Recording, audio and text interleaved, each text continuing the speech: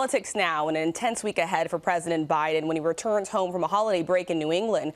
There's that new COVID variant, the possibility of a government shutdown, and the escalating situation between Ukraine and Russia. ABC's White House correspondent Mary Alice Parks is traveling with the president in Nantucket. Good morning, Mary Alice.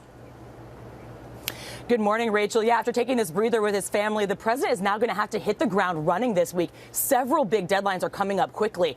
Friday, funding for the federal government runs out, so there's the possibility of a government shutdown. And the Treasury Department said that by mid-December, the country could once again be unable to pay its bills.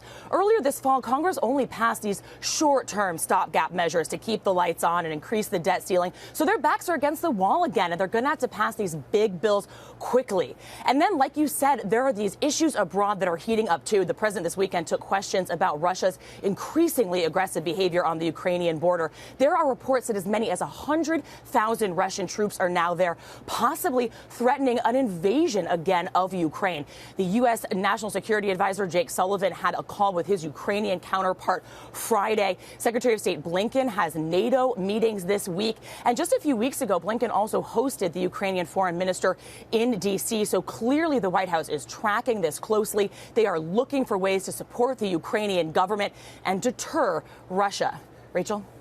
All right, Mary Alice, the president saying he has some concerns about what's going on at the Ukrainian border. Just one issue that the president will be facing this week. For all the others, let's bring on our deputy political director, Avery Harper. Avery, I want to start with the pandemic. Nearly 150 days ago, the president said we were closer than ever to declaring independence from the virus. Now we see this new COVID variant.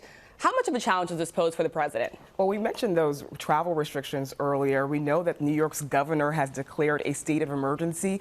And we saw the markets take a nosedive on Friday, all because of the Omicron variant. So I would say that this poses a significant challenge to the Biden administration, particularly on the economic front. Last week, we heard the president urge Americans to have confidence in the progress that the economy has made. Well, the Omicron variant could pose a significant threat to that progress. And heading into an election year for the Biden administration, which is critical, it could spell trouble. And all eyes on the Supreme Court this week. They are set to take up that Mississippi law banning abortion as early as 15 weeks into a woman's pregnancy. This could determine the stakes for Roe versus Wade. What are you expecting? Right. Well, we're going to hear oral arguments. The Supreme Court is going to hear oral arguments in that case. And I'll tell you that reproductive rights advocates that I speak to are nervous. There is palpable fear that with a conservative majority on the court, that the woman's right to choose could be in jeopardy.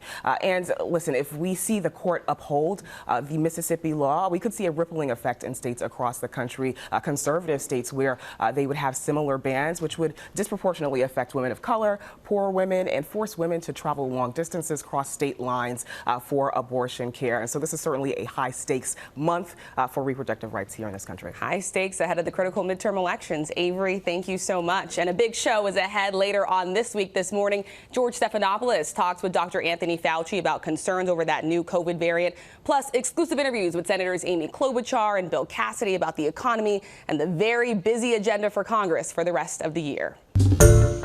Hi, everyone. George Stephanopoulos here. Thanks for checking out the ABC News YouTube channel. If you'd like to get more videos, show highlights, and watch live event coverage, click on the right over here to subscribe to our channel. And don't forget to download the ABC News app for breaking news alerts. Thanks for watching.